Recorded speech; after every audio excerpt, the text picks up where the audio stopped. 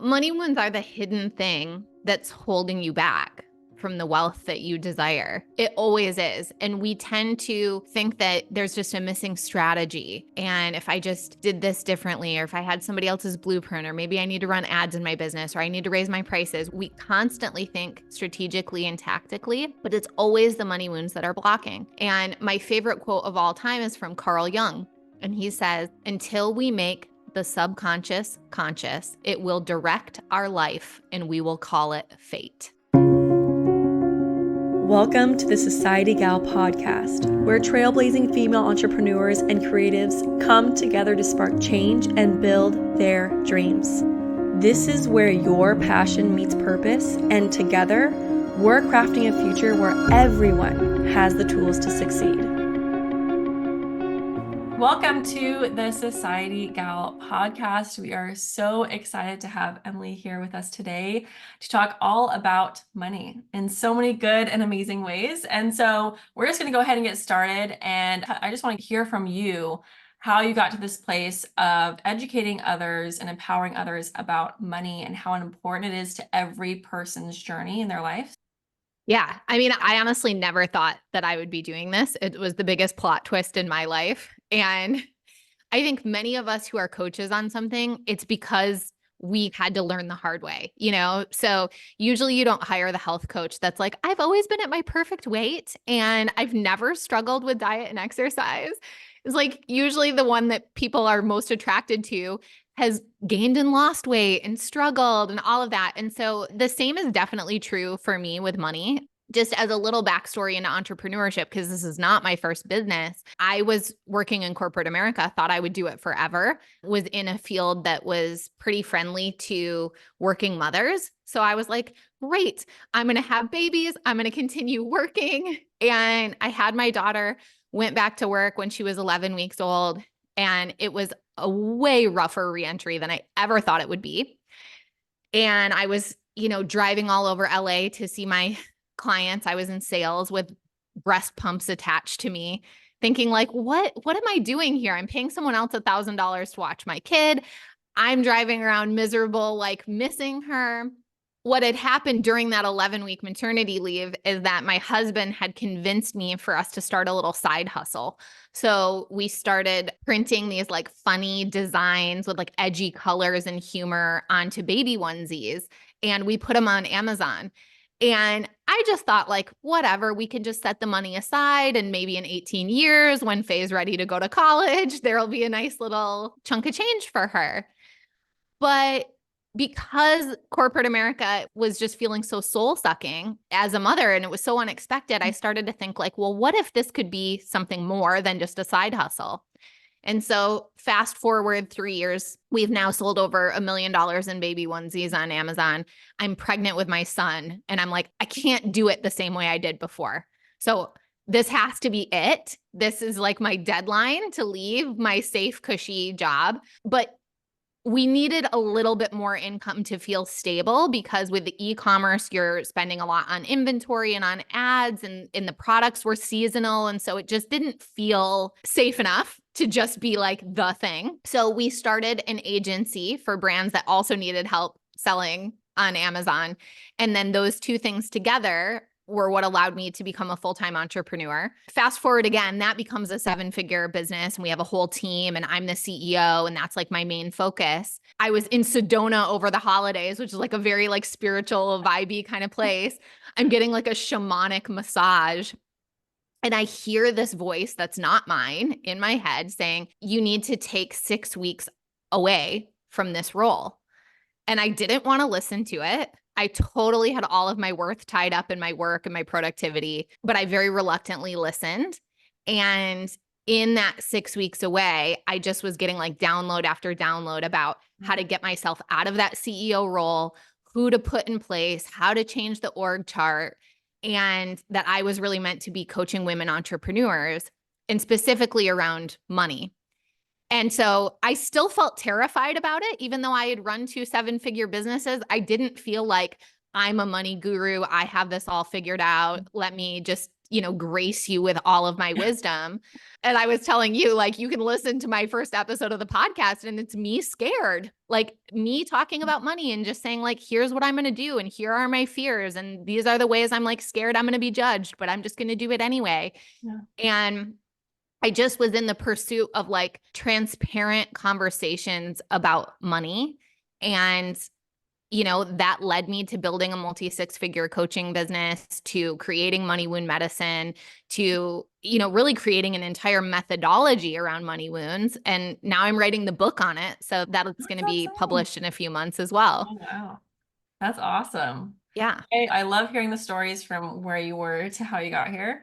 And I know that you probably went through so many, which we'll talk about more, but through your methodology, with everything that you probably went through to get past your own money wounds to be where you are today. But I think what I love most about your story is when you had to pause, when you were prompted to pause. Yeah. And as we talk more in this podcast about dealing with money, those downloads, that inner work is all from those pauses and those silences with ourselves. Let's quiet everything else out, what we think we're supposed to be doing, and really, really work on ourselves. It's really going to benefit us. Because something you said that I loved when we were talking earlier was, it's really the inner work that gets us to where we want to be instead of the milestones that we think we Yeah. need to be at to then feel good about ourselves. We need to feel good about ourselves first to get to where we want to be. We always think of the outside, like outside things, outside goals, successes that look good on the outside, the numbers, everything, but we don't know why it's not really happening until we look inward. Yeah. So we're going to talk about that more today with money wounds. I really want to have everyone hear your method because Yeah. I think some of us probably have done money work, maybe have read some books about money and, some popular books out there about money and have worked on it a little bit. But you have a really, really awesome methodology. I would love to hear about the different types of money wounds that we deal with and that come up, and how identifying those can really help us work on them and become better and become successful in our own lives. Yeah, absolutely. And you had mentioned the Enneagram earlier, and I was a huge fan of that at the time as well. And that actually sort of got me thinking about this diagnostic around money, because the way that we're conditioned in childhood shows up in every aspect of our lives. And so my hypothesis was like, it's also showing up in our money, but it's showing up differently for different people.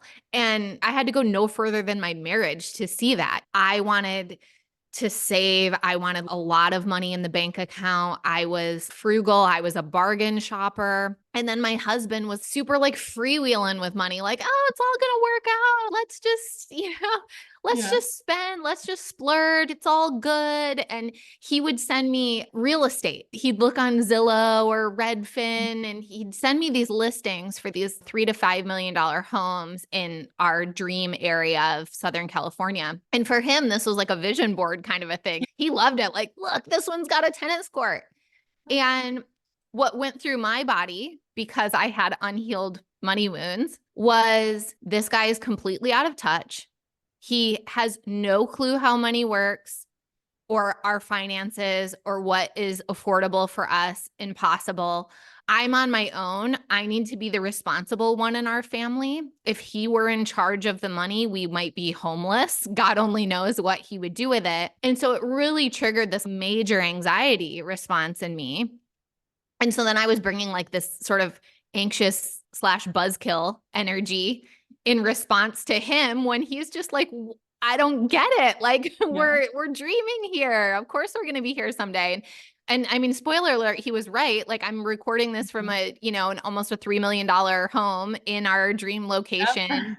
180-degree ocean views. Like it all did happen, Yeah. but that's just an example of how my childhood conditioning was playing out in our relationship. So it's a super long way of getting into this, but I think that's, even if you don't know what your money wounds are, I guess my point is you'll see the symptoms of them in your Yeah. life. If you're like, wait, why am I so triggered by someone sending me a $5 million home for sale? It's like those triggers are just symptoms of money wounds. And when we go through a diagnostic process to understand what the wound is, what the root cause is, and then start to give it the unique medicine, everything changes. So there are 6 distinct money wounds. And I can name them all. And then if we want to go deeper on one or two of them, we can. There's the money shame wound. I'm not worthy of money. I'm not that special. There's the evil money wound. If I get too rich, I'm going to be judged. I'm going to be voted off the island from my family and friends, or I'm going to have to do something that goes against my morals. And there's the safe money wound. I'm not going to feel safe until I have this big fat bank account. Money trust wound. I don't trust myself with money and these big financial decisions. The hard money wound. Got to work harder if I want to make more. And then the disappearing money wound, which is like, I don't trust money. I think it could leave me. I could build up this whole thing and then it's here one day and then the next day it's gone. Wow. Those are so good. Like all those, I can even like list them in my head of what I felt personally. But I Yeah. love those. I've had mindset coaching around money. I've also, read books around money to start that process of like inner work around money because I think we all need it. But I've never heard it identified that way. And I think that's really, really cool because you can go so deep into each one and you have so many resources to go deeper into each one. That's why I love the Enneagram. I think that's why everyone loves the Enneagram because we can really like identify those and dig deeper. And Emily does have, which we'll put it in the show notes, but she does have an actual quiz. It's a free quiz, right? Yes. The free quiz on her website that helps you diagnose your money wounds. Then she has all these resources and everything or description about the money wound type on there. So if you want to go check that out yourself and like really dig into what that is, I think that's a really great start. So I would love to hear for everyone listening to this podcast, I would love for someone to take away, what are the first steps to really dig into the inner work around their money wounds? Well, I think first, before we dig into that, is why do we need to? Like, why do we really need to take the time to dig into these? And then we'll talk about kind of what are the first next steps. But I really want to hear from you why everyone listening to this needs to do this work. Yeah. So money wounds are the hidden thing that's holding you back from the wealth that you desire. It always is. And we tend to think that there's just a missing strategy. And if I just did this differently, or if I had somebody else's blueprint, or maybe I need to run ads in my business, or I need to raise my prices, we constantly think strategically and tactically, but it's always the money wounds that are blocking. And my favorite quote of all time is from Carl Jung. And he says, until we make the subconscious conscious, it will direct our life and we will call it fate. And it's so true because we think, wow, I just have really bad luck. I got a $20,000 tax refund and the next day my car broke down. It just feels like you're a victim of fate or a victim of circumstance. And we don't realize that in our subconscious, we're so uncomfortable with the idea of receiving a $20,000 lump sum payment that we actually manifest a reason that the money just has to leave immediately or whatever else. I mean, I could give you a million examples. That's just one that pertains typically to the disappearing money wound. But we think that we're victims of circumstance. And it's actually that our subconscious mind is so powerful that it's just running the show. And so until we make the subconscious conscious, it's the thing calling all the shots in our lives that we have no idea about. And so we're just going along trying to fix it with these band-aid solutions and with new strategies and new tactics.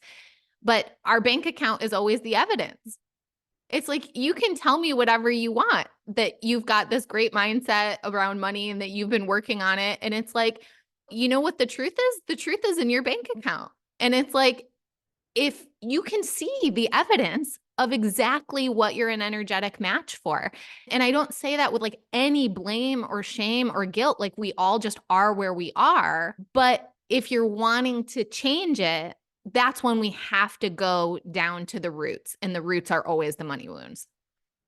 That's really great. I love how you said the band-aids of strategies Yeah. and courses. I mean, especially in this world of many, many voices and trying to be successful in your own business and the marketing, all the different aspects of business. I think we all need to work on each part of it, of course. But I think we try to do those first and get the strategies first and the exact business model first and like all these things first before we're ready for it. Really, before we're Yeah. ready to receive, I think, which I'm sure is part of money wound, but before we're ready to even bring that in and bring that success in. And I think I see that so often just in my experience as an entrepreneur too, is everyone grappling for all these strategies and never ever getting anywhere. Just strategy, freebies, courses, coaches, all these things. And so I love how you said, I mean, you're so bold in saying it's money. And I love that because a lot of people are not that bold to say that, but I love how bold you are in saying it is about money, because I don't think most of us realize that it is at all. Yeah. The weird thing is that it is and it isn't. When we dig back into like the root cause of each money wound, none of the root causes are actually money. That's the funny thing, but it's what we're projecting onto money.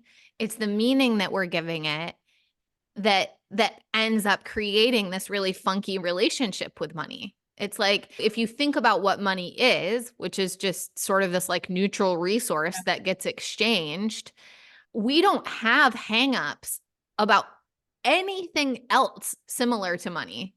It's like, if you happen to breathe more oxygen than me, which like I wouldn't even know, we couldn't, I don't know how you even measure that, but let's say it's true. There's no part of me that's projecting on you. Like, you're greedy. Who does she think she is to be breathing more oxygen than everybody else? Yeah. Because we just feel so neutral about it. Mm-hmm. And so it's really everything else that we're projecting onto money that makes it such a difficult relationship. And so it's this weird push-pull, because consciously most of us want more of it, especially entrepreneurs. Like, we tend to be pretty goal-driven, and we understand that we could do good with more money and that this would be like a great thing for a lot of reasons.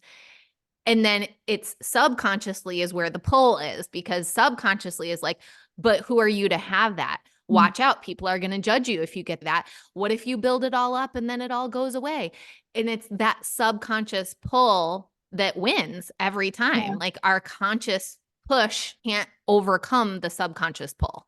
I love how you clarified that. But as entrepreneurs listening to this podcast, our audience are entrepreneurs. I think everybody needs it. I mean, everybody, but especially entrepreneurs, because we need money to make money. Yeah. It's just money makes the world go round. It literally does. You know, that's energy. Like you said, energy, it's a resource. It's everywhere. We need it to have a successful business, to have the lifestyle we want, to give to others, to serve other people, to be that person, to influence other people in a better way. So many reasons why, but I don't think people, for example, not seeing that, keep themselves comfortable in a little space of earning this much money or this small a business. And it's so limiting in so many ways. I've seen it personally. It can be so limiting. So I love how you said, the deeper we go, the deeper we find it's not all about money, but it does affect everything that has to do with money, which money affects all of our lives in so many different ways. Right. So it's just kind of a vice versa situation. But yeah, that really made me look at money in a different way just by you saying that. So I love that. I'm so glad. So I'd love to, go into the next question I was discussing earlier, but just how can somebody even start in this? Because this can be really overwhelming, whether they have a coach or not. Just how can they really take these next steps of identifying these things, of taking the time to look at them and making their life better because they have a better relationship with money? Yeah, I mean, definitely start with the quiz. Just go to moneywoundsquiz.com and take it. That's why it's free, because I really believe in the power of the diagnostic. Understanding what it actually is so helpful, because as women, when we don't know, we assume the worst. We're like, oh, I'm just broken. I guess money is just not going to happen for me. Apparently, it's when God was stamping babies before they went into the womb. I just missed that stamp, not going to be rich. We create all kinds of crazy, unhealthy stories. And it's so helpful to be like, oh, okay, I just have a safe money wound and a money shame wound. And like, I'm not my wound. It's just something that I have, and it's something that can be healed. And so all of a sudden, we're in a much more empowered position to start going further. And I have a signature program called Money Wound Medicine that's incredible. And we dive deep into each of the wounds and the unique medicine and the permanent healing and how to alchemize your wounds into wealth and all of that. So, I mean, of course, I'd love it if everyone signed up for that. But even if you just start with a free resource, like, that's great too. And you can tune into my podcast. There's plenty of free resources that I put out there that would be a helpful way to get started. Awesome. And does the quiz have questions or like anything like that? Yes. Okay. Yeah. So So it you does. answer, Okay. I think it's 6 or 7 questions, and then you get your results, and it shows you the relative strength of each of the wounds. And then it'll give you some more specific information about your top wound. Like, what does it maybe sound like inside of your head? What does it maybe feel like in your body? And I give like a little healing affirmation to get you going and on the right track with starting to heal that wound. Awesome. So there are some action steps on there too. So that's really, Yes. really cool. I love that you have those resources. So you all have to tap into those resources as well. And I just want to finish with, I know our audience is full of a lot of women and a lot of mothers. And so I just want to hear from you as a mother, how has this relationship with money affected you and even just the clients that you have worked with by not just as an entrepreneur, but yourself as a mother and your presence as a mother? Yeah.